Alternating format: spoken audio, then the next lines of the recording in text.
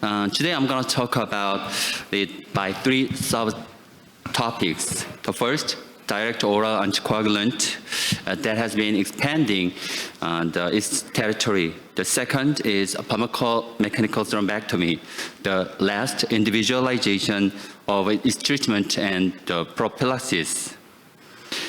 Anyway, before I started to prepare this presentation, I just went through the topics of this meeting, and I realized most of the contents should be supposed to be discussed by other speakers.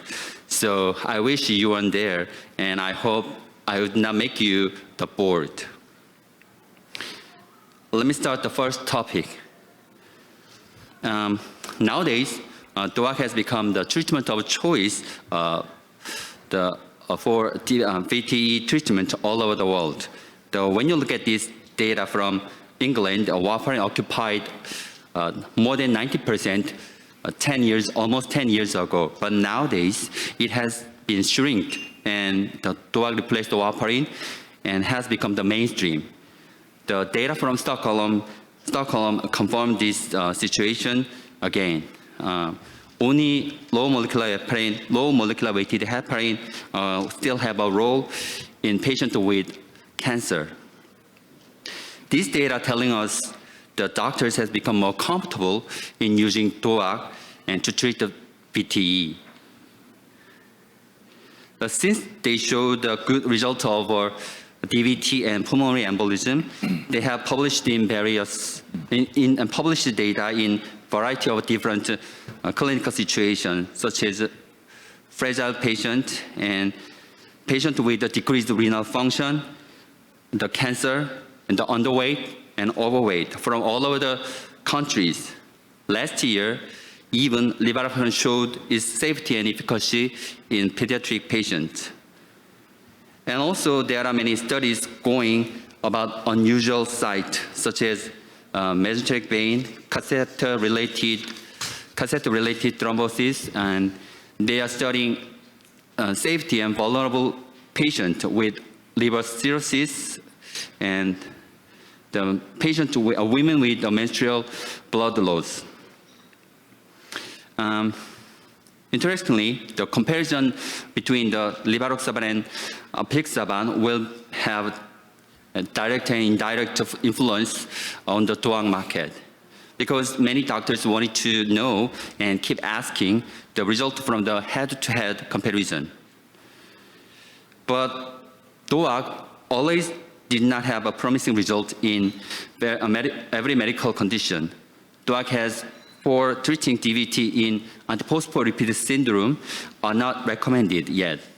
Especially triple-positive antiphospholipid syndrome should not be treated with DOAC because it could associate with increase the event of thrombotic. Anyway, all things considered, the future of DOAC looks bright.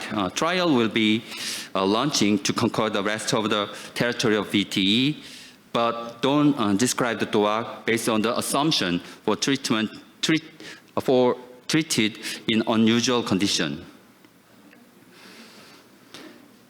Second subtopic is about mechanical thrombectomy in right patient at right time.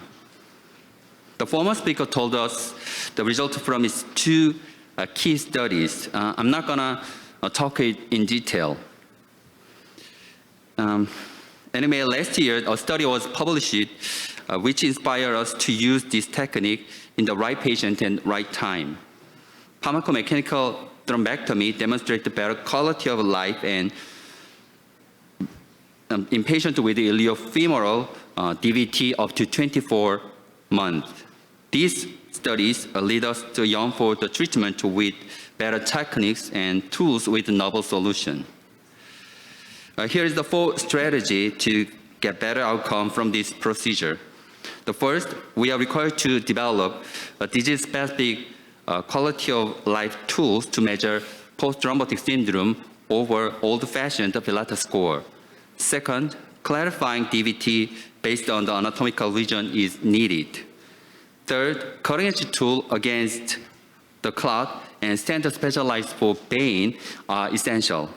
The last but not least, we have to find right patient at right time. Unfortunately, there is no studies ongoing over angiojet on clinicaltrial.gov.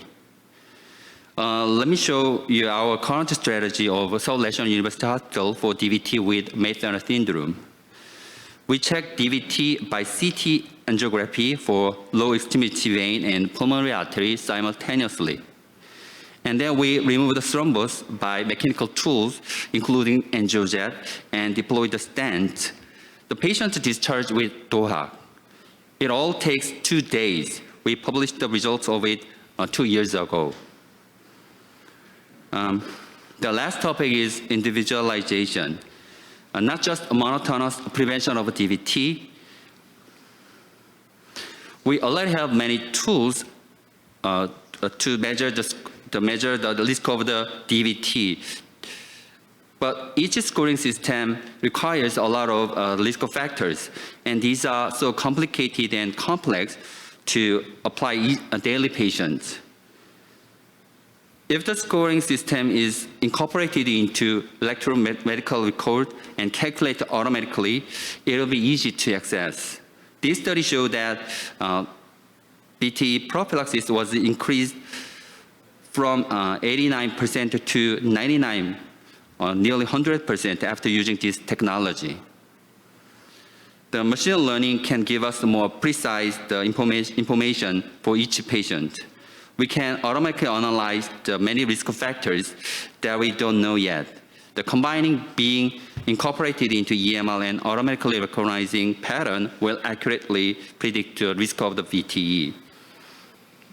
In summary, the use of DOAC will continuously increase in variety of clinical conditions, but prescribing them based on the assumption could be harmful. The pharmacomechanical thrombectomy, especially pure mechanical thrombectomy such as angiojet, will be popular. To do that, we have to develop the classification tool and measurement of the results. The machine learning will automatically suggest the most benefit patient from the prophylaxis. Scoring system will be incorporated into our EMR. Thank you for your listening.